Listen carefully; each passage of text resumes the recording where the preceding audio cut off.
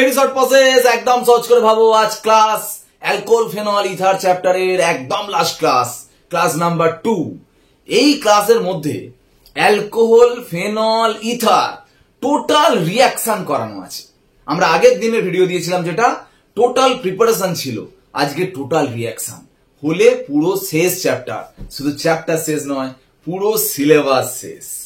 একটু কষ্ট করে শুধু আজকের ভিডিওটা মন দিয়ে দেখে নাও, কারণ আজকের পর থেকে আর নতুন কোনো থার্ড সেমিস্টারের আগে চ্যাপ্টার ওরিয়েন্টেড কোনো ক্লাস হবে না। এরপরে যেটা আসবে শুধু প্র্যাকটিস, সেটা আমি পরে বলবো ভিডিওটা শেষে। তো আমি একটা কথা বলে নিতে পারি, অ্যালকোহল ফেনল ইথার চ্যাপ্টারের এই দুটো ভিডিও ভালো করে কিন্তু কনসেপ্টটা ক্লিয়ার রাখবে, তাহলে কিন্তু সমস্ত কোশ্চেন অ্যাটেন্ড করতে পারবে। তো যাই হোক, টোটাল রিঅ্যাকশনের জন্য মোটামুটি ভেবে রাখো 10টা রিঅ্যাকশন করানো হয়েছে গুনে গুনে। এই 10টা রিঅ্যাকশন ভালো করে দেখো, ঠিক আছে? দেখো, প্রথম আসছি ডিহাইড্রোজিনেশন। মানে কি? হাইড্রোজেন বেরিয়ে যাবে। ডি মানে বেরিয়ে যাওয়া, হাইড্রোজিনেশন বলছে। হাইড্রেশন মানে হচ্ছে জল, হাইড্রোজিনেশন। ডিহাইড্রেশন মানে জল বেরিয়ে যাওয়া, হাইড্রেশন মানে জল যুক্ত হওয়া, আর ডিহাইড্রোজিনেশন মানে হাইড্রোজেন বেরিয়ে যাওয়া। দেখো, 1 degree alcohol, 2 degree alcohol, 3 degree alcohol বেরোনোর নিয়ম শুনে নাও। ও থেকে এইচ বেরোবে আর আলফা কার্বন থেকে একটা এইচ বেরোবে। ও থেকে এইচ বেরোবে, আলফা কার্বন থেকে নেবে, এখান থেকে একটা এইচ, আলফা ও থেকে এইচ নেবে আর আলফা কার্বন থেকে একটা এইচ নাও, নিয়ে এখান থেকে যদি এইচ টু বের করে দাও তাহলে এখানে একটা ডবল বন্ড হবে, অ্যালডিহাইড তৈরি হবে। ও থেকে এইচ, আলফা কার্বন থেকে এইচ, দেখো কিটোন তৈরি হবে। ও থেকে এইচ, আলফা কার্বনে হাইড্রোজেন নেই। 3 ডিগ্রি অ্যালকোহলে আলফা কার্বনে যেহেতু হাইড্রোজেন নেই, এখানে ডিহাইড্রোজিনেশন হয় না। একই রিয়েজেন্ট দিলে ডিহাইড্রেশন হয়, কিছু করার নেই। ডিহাইড্রেশনের নিয়ম কি ছিল দেখো আগের ক্লাসটা খুলে। আলফা কার্বন থেকে ওইচ আর বিটা কার্বন থেকে এইচ, এটা কিন্তু একটু আলাদা হলো। আলফা কার্বন থেকে ওইচ আর বিটা থেকে এইচ। কেন জল বেরোলো, এখানে হাইড্রোজেন বেরোলো না কেন? কারণ না, আলফা কার্বনে কোনো এইচ নেই বলে। এটা কিন্তু একটু অন্য হলো। একই রিয়েজেন্টে, copper 300 degree C temperature, 300 temperature degree C. তো দেখো, অ্যাকচুয়াল প্রসেসটা হচ্ছে জারণ, অক্সিডেশন, যেহেতু হাইড্রোজেন বেরিয়ে যাচ্ছে। তাহলে এই প্রসেসে আমি এখন অক্সিডেশন রিডাকশনও শিখিয়ে নিতে পারি। দেখো, 2 ডিগ্রি অ্যালকোহলে অক্সিডেশন করলে কিটোন তৈরি হয় একদম। তাহলে কিটোনের রিডাকশন করলে মানে বিজারণ করলে নিশ্চয়ই 2 ডিগ্রি অ্যালকোহল। এর জারণে যদি এটা হয় তাহলে এর বিজারণে এটা। অক্সিডেশন যখন করবে দুটো এইচ বের করে দেবে, আর রিডাকশন যখন করবে দুটো এইচ এখানে অ্যাড করে দেবে। এই তো ব্যাপার, তাই না? আর এটা যেটা হলো, এইচ দুটো বের করলে এটা হলো, আর যখন এটা থেকে এটা করবে এখানে এইচ অ্যাড করলে এটা চলে আসবে, ঠিক কি না?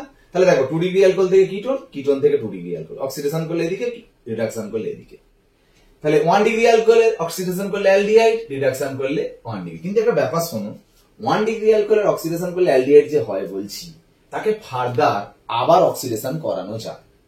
করলে কি হবে? এই যে অ্যালডিহাইড আছে, তো আবার অক্সিডেশন করলে এই সিএইচ বন্ডটা ভেঙে এখানে ও ঢুকে গিয়ে অ্যাসিড হয়ে যায়, ডাইরেক্ট অ্যাসিডে গিয়ে থামে। অর্থাৎ আমি বলতে চাইছি যেটা, যদি তুমি উইক অক্সিডাইজিং এজেন্ট, মৃদু জারক দ্রব্য ইউজ করো, তাহলে এখানে গিয়ে থামবে, মানে এখানে গিয়ে থামবে, এখানে গিয়ে। যদি স্ট্রং অক্সিডাইজিং এজেন্ট ইউজ করো, ডাইরেক্ট অ্যাসিডে চলে যাবে। কিন্তু রিডিউসিং এজেন্ট ওরকম ব্যাপার নয়, যাই দাও না কেন একদম স্ট্রং, মানে একদম অ্যালকোহলে চলে আসবে, এই অ্যালডিহাইড থামাতে পারবে না রিডিউসিং এজেন্ট ব্যবহার করে। তাহলে ভাবো, এখানে যদি তুমি অক্সিডাইজিং এজেন্ট দাও, এখানে রিডিউসিং এজেন্ট দিলে এখানে, এখানে যদি তুমি এখানে ধরো অক্সিডাইজিং এজেন্ট দিলে, স্ট্রং অক্সিডাইজিং এজেন্ট দিলে এখানে, উইক অক্সিডাইজিং এজেন্ট দিলে এখানে, আর এখানে যাই রিডিউসিং এজেন্ট দাও এখানে আসবে। বোঝা গেল? অক্সিডাইজিং এজেন্ট কোনগুলো স্ট্রং, এটা উইক, এটা রিডিউসিং এজেন্ট। একটু মনে রাখবে, স্ট্রং অক্সিডাইজিং এজেন্ট ভালো K2Cr2O7 concentrated sulphuric acid, PCC pyridinium chlorochromate, এটা weak oxidising agent. Reducing agent বিজারক দ্রব্য লিথিয়াম অ্যালুমিনিয়াম হাইড্রাইড অথবা সোডিয়াম বোরোহাইড্রাইড। ঠিক আছে, দুটো টপিক পড়ানো হয়ে গেল। দেখো, একটু যদি তোমরা নিজেরা এই স্ক্রিনশট নিয়ে নিতে পারো, নিয়ে নাও, ঠিক আছে? তো ব্যাপার হচ্ছে যে এস্টারিফিকেশন, নেক্সট রিঅ্যাকশন। দেখো, এস্টার তৈরি হবে। অ্যালকোহলে যদি অ্যাসিড দাও, জাস্ট জলটা বেরোবে, এই জলটা বের করার জন্য সালফিউরিক অ্যাসিড দেওয়া হচ্ছে, তৈরি হচ্ছে দেখো এস্টার। এইগুলো এস্টার হচ্ছে, বাট এই রিঅ্যাকশনটার নাম এস্টারিফিকেশন নয়। অ্যালকোহলে তুমি যদি অ্যাসিড ক্লোরাইড দাও বা অ্যাসিড অ্যানহাইড্রাইড দাও, অ্যাসিড ক্লোরাইড দেখো, আর এর জায়গায় যদি তুমি CH3 ইউজ করো, আর এর জায়গায় CH3 বসাবে, এর নাম অ্যাসিটাইল ক্লোরাইড। আর এর জায়গায় যদি CH3 হয়, এর নাম অ্যাসিটিক অ্যানহাইড্রাইড। ঠিক আছে, এটা অ্যাসিড ক্লোরাইড, এটা অ্যানহাইড্রাইড দিলে দেখো সব এস্টার তৈরি হচ্ছে। হলো, এখন এটা খুব ইম্পর্টেন্ট রিঅ্যাকশন। দেখো, আমি আগের দিন থেকে বলে বলে আসছি যে ইম্পর্টেন্ট রিঅ্যাকশন গুলো কিন্তু আমি স্টার্ট করছি। এখানে ডিহাইড্রোজিনেশনটা কিন্তু ইম্পর্টেন্ট। অক্সিডেশন রিডাকশন কিন্তু ইম্পর্টেন্ট এখানে, সরি তারপরের পেজে এটা ইম্পর্টেন্ট, এটা বলছি জাস্ট ইলেকট্রোফিলিক সাবস্টিটিউশন। দেখো আমরা সেই হ্যালো অ্যালকেন হ্যালো অ্যারিন বলো আর এই চ্যাপ্টার বলো, মোটামুটি যাই হোক না কেন রেজোন্যান্স করলে ওয়েল লোন পেয়ার বলো বা হ্যালো অ্যারিন ক্লোরোবেনজিনের সিএল এর লোন পেয়ার বলো, রেজোন্যান্স করলে এই দেখো লোন পেয়ারটা পড়ে দেখো এইখানটায় যে আসছে, এখানে নেগেটিভ চার্জ আসছে, সেই নেগেটিভ চার্জটা আবার এখানে পড়ে আবার এখানে আসছে, যখন এখানে নেগেটিভ আসছে আবার এইখানটায় পড়ে আবার এখানে আসছে, যখন আবার এখানে নেগেটিভ আসছে, তাহলে এর রেসপেক্টে দেখো অর্থ আর প্যারাতেই একমাত্র নেগেটিভ আসছে। সেই জন্য যে কোনো ইলেকট্রোফাইল ই প্লাস অর্থ আর প্যারাতে ঢুকে, এখান থেকে যেটা CH3 প্লাস তৈরি হয় তাই না, সেটা প্যারায় ঢুকছে অর্থে ঢুকছে। এখান থেকে যে NO2 প্লাস তৈরি হয় একটা প্যারা একটা অর্থ, এখান থেকে যে Br প্লাস তৈরি হয় একটা প্যারা একটা অর্থ। সবসময় আমরা একবার প্যারাটা মেজর হয়। কেন প্যারা মেজর হয়? কারণ স্টেরিক হিন্ড্রেন্স কম, অর্থই কি হয় বলতে একটু ধাক্কাধাক্কিটা বেশি হয়, স্টেরিক হিন্ড্রেন্স কাজ করে, প্যারাটা মেজর হয়। এবারে একটা স্পেশাল খুব ইম্পর্টেন্ট মনে রাখতে হবে, ব্রোমিন আর জল ইউজ করলে, একমাত্র জল অন্য কিছু নয় কিন্তু, হ্যাঁ ব্রোমিন এফি দিলে হবে না, বা ব্রোমিন কার্বন ডাইসালফাইড বা ব্রোমিন অ্যাসিটিক অ্যাসিড দিলে হবে না, একটা অর্থ ঢুকে একটা প্যারায় ঢুকে কিন্তু নর্মালি। জল দিলে একমাত্র তিনটে অর্থ প্যারা একসাথে ঢুকে গিয়ে 2,4,6 ট্রাইব্রোমোফেনল এটা একটা হোয়াইট প্রেসিপিটেট তৈরি করে, মারাত্মক ইম্পর্টেন্ট রিঅ্যাকশন এটা। আর এইটা একটু আলাদা, কনসেন্ট্রেটেড সালফিউরিক অ্যাসিড দিলে SO3H অর্থ প্যারা, এটা ঠিক আছে, তাতে যদি আবার নাইট্রিক অ্যাসিড দাও এর মধ্যে এই সালফার ট্রাইঅক্সাইড বেরিয়ে গিয়ে তিনটি NO2 দেখো একসাথে অর্থ প্যারা ঢুকে যাচ্ছে, যার নাম পিকনিক অ্যাসিড। এই দুটো রিঅ্যাকশন একটু আলাদা, সালফিউরিক অ্যাসিড দিয়ে আবার নাইট্রিক অ্যাসিড পরে দিতে হবে, আর এটা ডাইরেক্ট ব্রোমিন জল দিলে দেখো তিনটে পজিশন একসাথে ঢুকে যাচ্ছে, এখানে দেখো তিনটে পজিশন আসছে, মানে অর্থ প্যারা একসাথে ঢুকছে, এটা একটু মনে রাখতে হবে। এবার আমি একটা খুব ভালো কথা বলবো, স্পেশাল রিঅ্যাকশন অফ ফেনল, কুলবেস মিট রাইমার্টিম্যান। এভরি ইয়ার, প্রত্যেকটা বছর তুমি দেখে নাও প্রিভিয়াস সব বছরে কোশ্চেন পড়েছে এখান থেকে, এবছরেও মিস যাবে না, দুটো এমসিকিউ না হলেও একটা এমসিকিউ থাকবেই থাকবে। কোলবেস মিট রাইমার্টিম্যান আসতেই হবে, কোলবেস মিট ভেরি ভেরি ইম্পর্টেন্ট। দেখো sodium phenoxide ONA, actually phenol থেকে সোডিয়াম ফেনক্সাইড করা যায় জানো তো, Na বা NOH দিলে ফেনলে এই জলটা বেরিয়ে গিয়ে ONA হয়, ঠিক আছে আছে, তাতে কার্বন ডাইঅক্সাইড দিলে এই কম্পাউন্ডটা তৈরি হয় সোডিয়াম স্যালিসাইলেট। আমি বলবো কিভাবে কি হচ্ছে, দেখো O- Na+, রেজোন্যান্স করে অর্থে মাইনাস আসছে, প্যারাতেও মাইনাস আসছে। এই দুটো রিঅ্যাকশন কেন স্পেশাল বলছি জানো, বিশেষ করে সব বললাম প্যারা মেজর, একমাত্র কোলবেস মিট আর রাইমার্টিম্যান অর্থ মেজর। আমি অর্থ দিয়েই দেখাচ্ছি, মাইনাস যেমন অর্থে আসতে পারে সেটা প্যারাতেও আসতে পারে। অর্থ থেকে মাইনাসটা এলো, দেখো CO2 কে অ্যাটাক করলো, করে এই বন্ডটা ভেঙে গিয়ে এটা হলো, যেখানে বেঞ্জিনের যেখানে কোনো গ্রুপ ঢোকে সেখান থেকে একটা হাইড্রোজেন বেরিয়ে যায়, দেখো এইটা এখান থেকে বেরিয়ে গিয়ে আবার বেঞ্জিন যেমন ছিল তেমন ফিরে যাচ্ছে। তাহলে অ্যাকচুয়ালি দেখো এই এইচটা এখানে ট্রান্সফার হয়ে যাচ্ছে, OH হয়ে যাচ্ছে, আর এটা সি ডবল মাইনাসের পাশে এই Na+টা চলে এসে সি ডবল Na করে দিচ্ছে, তার মানে হচ্ছে OH সি ডবল Na। এটা অ্যান্সার মেজর। দুটো লিখতে বললে প্যারাটাও লিখতে পারো, একটা লিখতে বললে কিন্তু এই অর্থটা মেজর, সবগুলো কিন্তু প্যারা মেজর হচ্ছিল, এখানে অর্থ মেজর। এবার দেখো এতে অ্যাসিড দিলে Na টা H হয়ে যাবে স্বাভাবিক। এটার নাম কি, এটা না থাকলে নাম বেনজোইক অ্যাসিড, বাট এটা অর্থ হাইড্রক্সি বেনজোইক অ্যাসিড, যার একটা ভালো নাম আছে স্যালিসাইলিক অ্যাসিড। একটু মনে রাখতে হবে কি, যদি পরীক্ষার সময় OK দেয়, পটাশিয়াম সল্ট দেয়, তখন সব সেম হবে, পটাশিয়ামের সাইজ বড় বলে তখন শুধু প্যারাটা মেজর, মানে এইটা সি ডবল K হয়ে যাবে, এটাও সি ডবল K হয়ে যাবে, তখন এটা মেজর এটা মাইনর, শুধু কে সল্টের ক্ষেত্রে, পটাশিয়াম সল্টের ক্ষেত্রে, ঠিক আছে, সোডিয়াম সল্টের ক্ষেত্রে কিন্তু হবে না।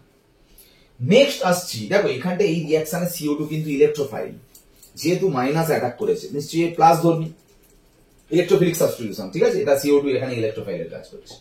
রাইমার্টিম্যান রিঅ্যাকশন, আচ্ছা প্রত্যেকটা পেজ দেখো ভালো করে, যদি মনে করো স্ক্রিনশট নিয়ে নিতে পারো, বা যদি কোনো কিছু করার থাকে এখন নিয়ে নিতে পারো। নেক্সট পরের পেজে আমরা যাচ্ছি, রাইমার্টিম্যান রিঅ্যাকশন, ক্লোরোফর্ম NOH দেওয়া হয়েছে, দিলে এটা মেজর, দেখো অর্থটা মেজর ONA+CH, ঠিক আছে। আচ্ছা আমরা আগের পেজে দেখো আমরা এইটা করলাম, স্যালিসাইলিক অ্যাসিড বললাম, এর নাম কি, সোডিয়াম স্যালিসাইলেট, ঠিক আছে। এখানে আমরা যেটা তৈরি করছি, একটা মেজরটা অর্থটা মেজর, প্যারাটা মাইনর, এটা অ্যালডিহাইড গ্রুপ বলে, এটার নাম স্যালিসালডিহাইড, আগেরটা স্যালিসাইলিক অ্যাসিড ছিল, এটা স্যালিসালডিহাইড, তার মানে এটার নাম হচ্ছে সোডিয়াম স্যালিসালডিহাইড, তো কিভাবে হচ্ছে দেখো, সেম অর্থতের মাইনাসটা অ্যাটাক করছে, কিন্তু এটা হচ্ছে কোথা থেকে? ক্লোরোফর্ম এনওএইচ এর ওইচ মাইনাসটিকে এইচ কে তুলে নিলে এই বন্ডটা ভেঙে সি এর মাথা মাইনাস, এখান থেকে সিএল বেরিয়ে চলে গেলে সিএল মাইনাস বেরিয়ে চলে গেল, নিউট্রাল হয়ে গেল। নিউট্রাল হলে কি হবে? দুটো সিএল এর সঙ্গে দেখো বন্ডে দুটো দুটো 4টি ইলেকট্রন, আরো নিজের দুটো আছে, মোট 6টা ইলেকট্রন, মানে অক্টেট ফিল আপ হয়নি। CCl2 এখানে এটাই ইলেকট্রোফাইল, যেহেতু অক্টেট ফিল আপ হয়নি। এখন এই CCl2 কে এর মাইনাসটা পড়ে এখানটায় যে অর্থতে যে মাইনাস চার্জটা আসবে সেটা গিয়ে একে অ্যাটাক করবে, করলে দেখো এর মাথায় মাইনাস আসবে, আর যেখান থেকে গ্রুপ ঢুকবে সেখান থেকে একটা হাইড্রোজেন বেরিয়ে যাবে। দেখো হাইড্রোজেন বেরিয়ে গেল, আগেরটাই এইচটা এখানে চলে আসছিল, এখানে এইচটা এখানে আসবে না কেন? এখানে যেহেতু মাইনাস হয়ে আছে এইচটা এখানে চলে যাবে, ওই জন্য CH_Cl2 হয়ে গেল, আর মাইনাসটা এখানে এলো বলে এনএটা এখানে চলে যাবে। এবার যখন তুমি NOH দিয়েছো, ওইচ মাইনাস গুলো এখানে ঢুকবে, সিএল গুলোকে বেরোবে, ওইচ মাইনাস এখানে ঢুকবে, সিএল বের করবে, মানে দুটো ওইচ আসবে। সেখান থেকে আবার যদি জলটা বেরিয়ে যায়, দেখো ওই NaCH তৈরি হয়ে গেল। এটা দেখো, এটারই মানে এটা সেম। অ্যাসিড দিলে তো অবশ্যই ওই এনএটা ওইচ হয়ে যাবে, অ্যাসিড দিলে শুধু এনএ বা কে থাকলে সেগুলো এইচ হয়ে যাবে। যদি সেম রিয়াকশনটা CH_Cl3 এর বদলে আমি CCl4 ইউজ করি, সব যা আছে সেম হবে। যেমন একটা সিএল এক্সট্রা, মানে এখানে তখন এইচটা একটা এইচ এর বদলে একটা সিএল এক্সট্রা হবে, এটা হবে সেম। যেমন তিনটে সিএল, দুটো সিএল উঠে দুটো ওইচ হয়েছে, এখানে তিনটে সিএল উঠে তিনটে ওইচ হবে, এখানেও জল বেরোবে, বেরোলে এটা তৈরি হবে COOH, তারপরে NOH এর সঙ্গে রিয়াকশন করে এটাও হয়ে যাবে COON, তারপরে অ্যাসিড দিলে তো OH COOH হয়ে যাবে, সেটা আলাদা কথা। তাহলে এর নামটা কি? এর নাম ডাইসোডিয়াম স্যালিসাইলেট, যেহেতু দুটো সোডিয়াম আছে। একটু কিন্তু ভালো করে মনে রাখতে হবে কি তোমাকে, কোলবেজ মিটে ONA তে CO2 দিলে হচ্ছে এইটা OH, আর ও কে দিলে OH, প্যারাতে COOH, ব্যাস কোলবেজ মিট শেষ। অ্যাসিড দিলে তো শুধু এনএটা ইউজ করে দেবে, সেটা কোনো ব্যাপার না। রাইমারটিম্যানে OH এ ক্লোরোফর্ম NOH দিলে ONaCH, আর CCl4 NOH দিলে ONaCOON, এইটা শুধু মনে রাখতে হবে তোমাকে, ঠিক আছে? তো নেক্সট রিয়াকশনে আমরা আসবো। দেখো নেক্সট রিয়াকশনে আসার আগে, 7 নম্বর রিয়াকশনে আসার আগে দেখো আমরা 6টা রিয়াকশন অলরেডি করে ফেলেছি। স্যালিসাইলিক অ্যাসিডটার কটা রিয়াকশন তোমাকে একটু করে নিতে হবে। এর নাম অ্যাসিটিক অ্যানহাইড্রাইড, একটু আগেই বলছিলাম, মিথাইল অ্যালকোহল, ফেনল। অ্যালকোহল বা ফেনলে ওইচ গ্রুপ আছে, ওরা যদি স্যালিসাইলিক অ্যাসিডের সঙ্গে রিয়াকশন করে, নিশ্চয়ই অ্যালকোহল গ্রুপের সঙ্গে রিয়াকশন করবে না, অ্যাসিড গ্রুপের সাথে রিয়াকশন করবে, ওই জন্য দেখো অ্যাসিড গ্রুপের সাথে রিয়াকশন করেছে, ঠিক আছে? করে এখানে এই গ্রুপটা ঢুকে গেছে, এও তাই, এখানে এই গ্রুপটা ঢুকে গেছে। এর নাম মিথাইল স্যালিসাইলেট বা অয়েল অফ উইন্টার গ্রিন, যেটা আয়োডেক্স মলম, যেটা আমরা মাথা ব্যথা হলে কপালে ঘষি, তাই না? এটা হচ্ছে ফিনাইল স্যালিসাইলেট, যেটা বলে স্যালল, এটা হচ্ছে ইন্টারনাল অ্যান্টিসেপটিক। আর এইখানে দেখো এটা অ্যালকোহল গ্রুপ আছে বলে তাই এখানে কিন্তু নাম অ্যাসিটিক অ্যানহাইড্রাইড, মানে অ্যাকচুয়ালি অ্যাসিড রিলেটেড, ওই জন্য এটা অ্যালকোহল গ্রুপের সঙ্গে রিয়াকশন করছে, করে যেটা নাম তৈরি হয় এটার নাম অ্যাসিটাইল স্যালিসাইলিক অ্যাসিড, যার নাম অ্যাসপিরিন। হার্ট অ্যাটাক প্রতিরোধে এই ওষুধটা ব্যবহার করা হয়, বুঝে গেল? তো যাই হোক, আমরা নেক্সট রিয়াকশনে আসবো। ইথারের পারঅক্সাইড ফর্মেশন একটু বলে নিই, একটু বইটা দেখে নিও। ইথার ROR তুমি যদি সানলাইট বা এয়ারের প্রেজেন্সে রাখো, দেখবে হয়ে যাবে পারঅক্সাইড, ROR। তাহলে নষ্ট হয়ে যাচ্ছে ইথার, কি করবে? KI জল দিয়ে ঝাঁকাও, ঝাঁকালেই দেখবে ইথার হয়ে গেছে। পারঅক্সাইড হয়েছে কিনা বুঝবে কি? যখন KI জল দিয়ে ঝাঁকাবে I2 রিলিজ হবে, ব্লু কালার দেখতে পাবে স্টার্স দিলে, তখনই বুঝতে পারবে নিশ্চয়ই পারঅক্সাইড হয়ে গেছে, ঠিক আছে? ওই পারঅক্সাইড ফর্মেশন রিলেটেড যা কিছু আছে একটু দেখে নেবে, প্রিজার্ভেশন আর যা আছে। ডায়াজো কাপলিং রিঅ্যাকশনটা কি? ফেনলের মধ্যে আমরা দেব বেনজিন ডায়াজোনিয়াম ক্লোরাইড, আর একটা ক্ষার দেব NOH, দিলে বুঝতেই পারছো ওইচটা ONA হয়েছে। এখন এর যে এই যে ONA যখন হবে মাইনাসটা, যেমন অর্থতে মাইনাস করতে পারে, প্যারাতে মাইনাস করতে পারে, দেখালাম যেটা, বুঝতে পারলে না?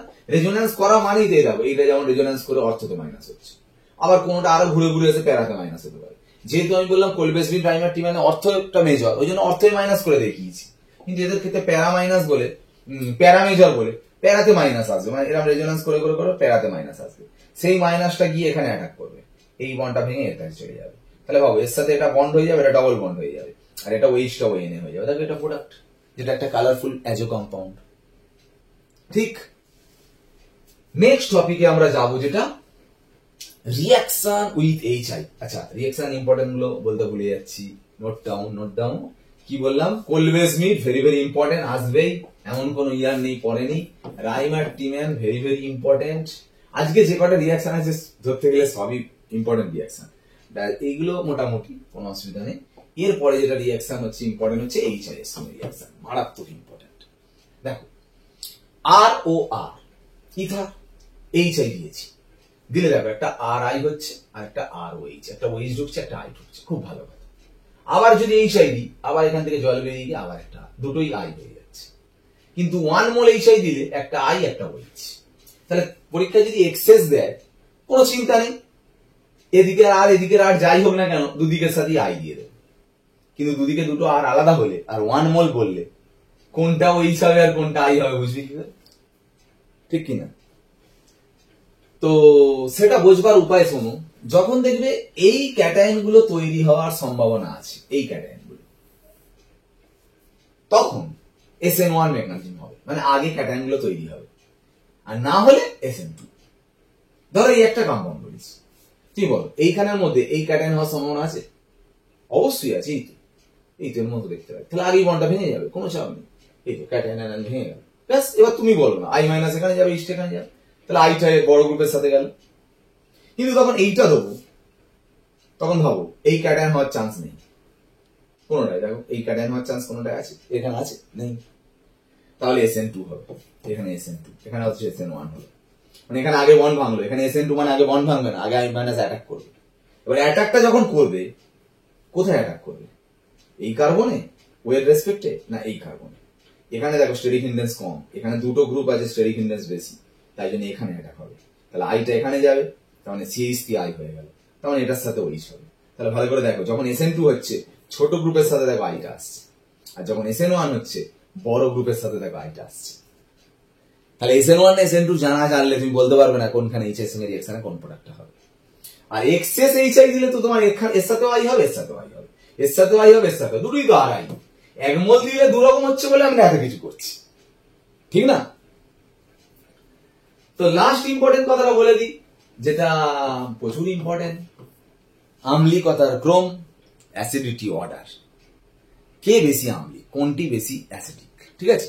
সেই রিলেটেড যদি কোশ্চেন বলো, দেখো এই 5টা কম্পাউন্ড দিয়েছে, দিয়ে তোমায় বলবে কোনটা বেশি অ্যাসিডিক কোনটা বেশি আম্লিক, এই কোশ্চেন। এখন সবার দেখো ওপরের গুলো সেম, এটা বাদে ওপরে যদি ডাইরেক্ট ওয়েজ থাকে বেঞ্জিনে, ওই লোন পেয়ার দেখো রেজোন্যান্স করতে পারে, ওয়ের মাথায় প্লাস হয়, তখন বন্ডটা ভেঙে যায়, তাড়াতাড়ি H প্লাস ছাড়ে। কিন্তু এর ওয়েজ লোন পেয়ার রেজোন্যান্স করতে পারবে না, কারণ দুটো পাশাপাশি সিঙ্গেল বন্ড, ভালো করে যাবে, এখানে একটা বন্ড আছে তো, এটা এখানে পড়লো, পাশে আবার সিঙ্গেল, তো দুটো সিঙ্গেল পাশাপাশি সিঙ্গেল রেজোন্যান্স হবে কোথায়?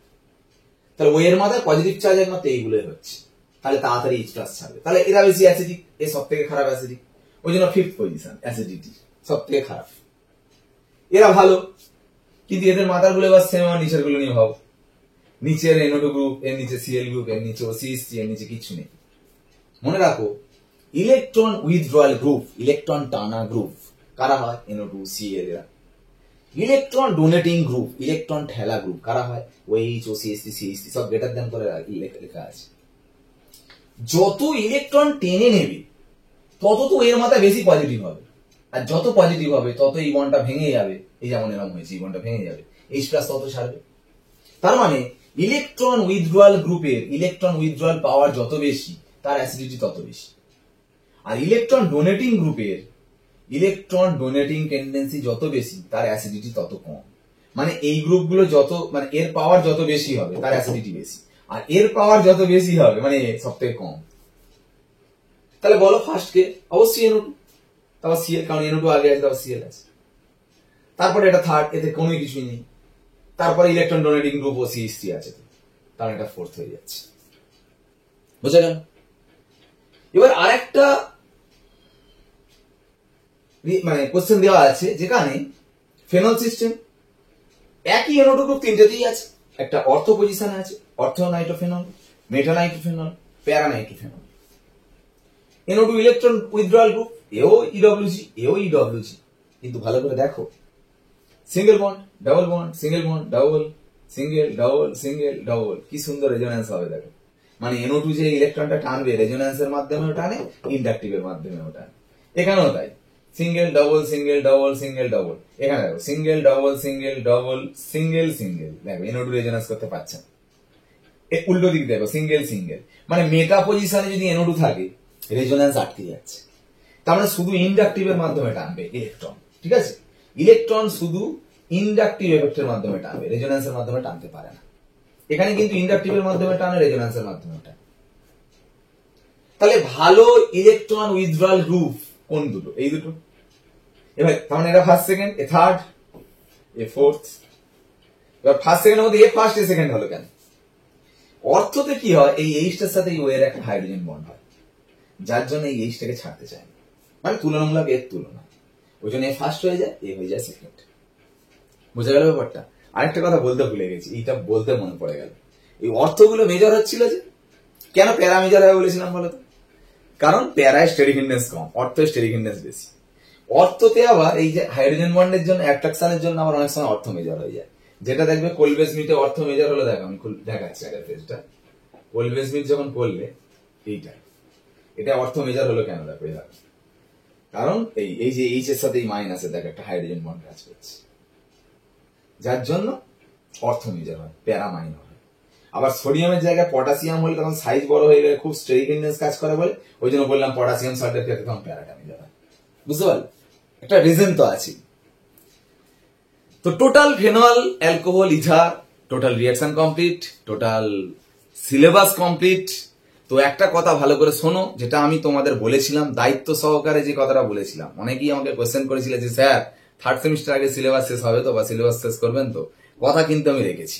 হ্যাঁ, পি ব্লকের রিঅ্যাকশন যেটা নিয়ে আলোচনা আছে, আমরা যখন পি ব্লকের কোশ্চেন অ্যান্সার করাবো তখন কিন্তু রিঅ্যাকশনটা তো জাস্ট এমসিকিউ কোশ্চেন প্যাটার্নে, সেগুলো অবশ্যই আমি তার সাথে করিয়ে নেবো। আলাদা করে তো পি ব্লক কনসেপ্ট তো ওখানে আর নেই। তো টোটালটাই হয়ে গেছে, আমার দায়িত্ব আমি পালন করেছি। এবার তোমার দায়িত্ব তোমাকে পালন করতে হবে, পড়াশোনাটা কিন্তু করতে হবে। আমি তোমাকে যেটা হেল্প করবো, যেটা তোমরা নিজে থেকে পেরে যাবে, কোনগুলো বলেই দিয়েছি অলরেডি।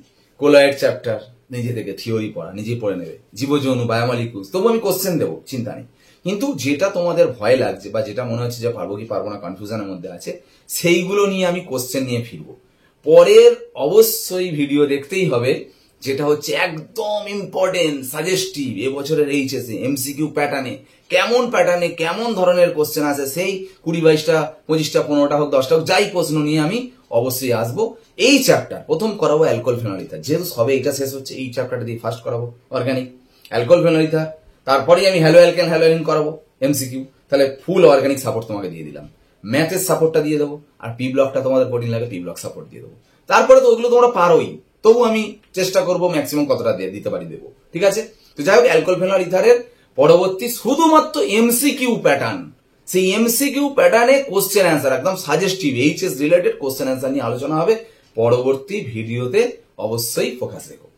তবে এই যে ভিডিও ক্লাসগুলো দেখছো, অনেকেই বুঝতে পারছো, দেখছো এবং কমেন্ট করছো, তো ভালো লাগলে লাইকটা তো করতে হবে, তবে তো আমি নিজেতে একটু খুশি হব, তবে তো আর একটু ভালো ভালো করে ভিডিও আনবো, ঠিক আছে? অবশ্যই ভালো লাগলে লাইকটা করবে। তো যাই হোক, পরবর্তী ক্লাসে আবার দেখা হচ্ছে, যেটা একদম অন্যভাবে পুরো কোশ্চেন অ্যান্সার আলোচনা নিয়ে ফিরবো পরের ক্লাসে। আজ ক্লাসে শেষ করলাম, ওকে, বাই।